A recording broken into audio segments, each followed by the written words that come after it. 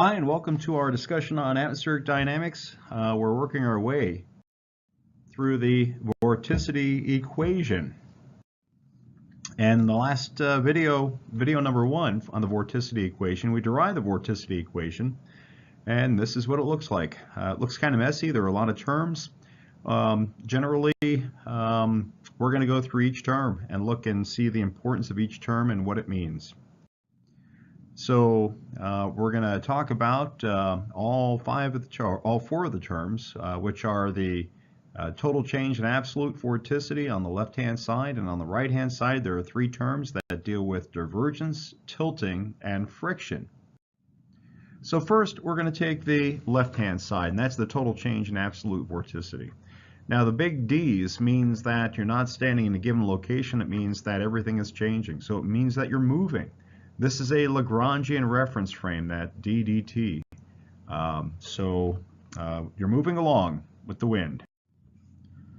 And you can break this derivative down, since there's a plus sign there. You could break it down into the derivative with respect to time of zeta, which is your relative vorticity, and the derivative with respect to time of f, which is Earth's vorticity.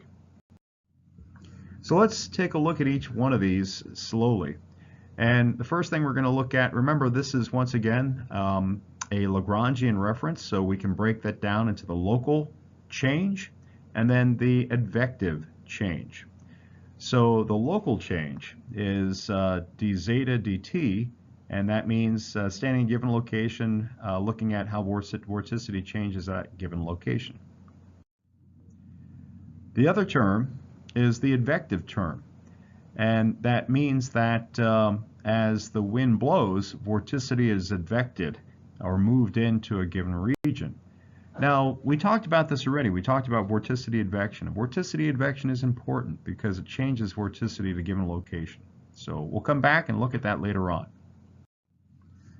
The other term is the Earth's vorticity, the change of Earth's vorticity with time. How does it change with time?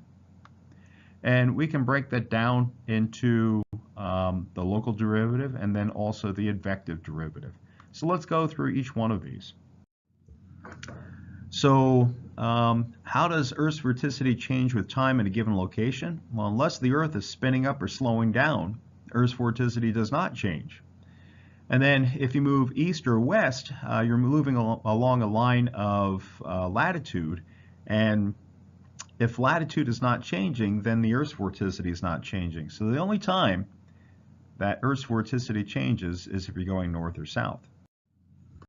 So we can actually get rid of the change of Earth's vorticity with time and change of Earth's vorticity in the x direction, and only save or use the change in vorticity in the y direction as you go north and south, times v, of course.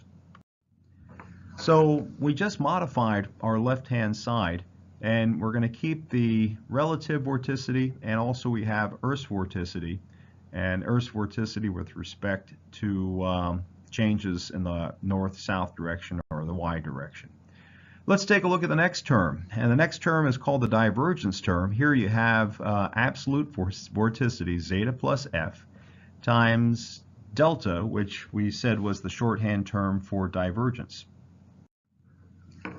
So a couple of things we're going to do first off is we're going to eliminate, it sounds kind of strange, but we're going to eliminate relative vorticity because Earth's vorticity is much more important.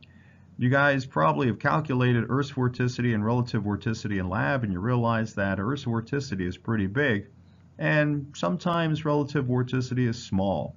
So we're going to make that assumption that the relative vorticity is small, and we're going to hang on to the Earth's vorticity. So that makes our equation a little bit more simple. It's minus f times d for our divergence term.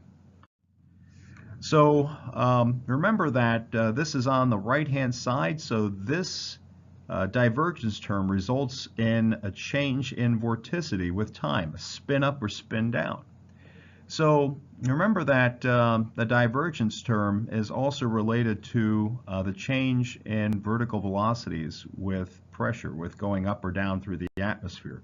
That was from the continuity equation. We can stick that in there if we want. But remember that a convergence is a negative divergence, meaning that delta is less than 0. And convergence means that if you, let's take a spinning disk. Here we have a spinning disk, and if you have that spinning disk converge, then it's a lot like an ice skater spinning. And you know that when the ice skater sticks their arms out, they spin slower. When they bring their arms in, they spin up. That's the conservation of angular momentum. So likewise, if we have convergence, we're going to see a spin up. And that's because delta is negative, and if you put it into the minus f times d, that makes that positive. So we have a spin up.